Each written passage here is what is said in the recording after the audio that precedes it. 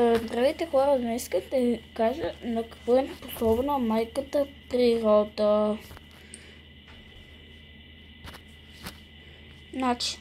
Почваме.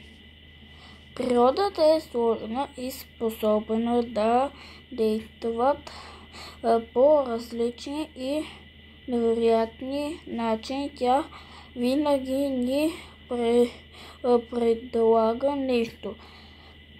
Спират дъха, готово да бъде намерено и уловено с обектива.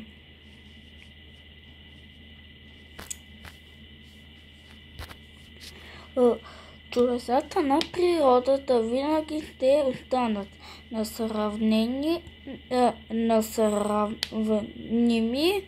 страни, красиви и доста чудати. Затова подробнохме 15 снимки на природата явления, които ни остават без думи.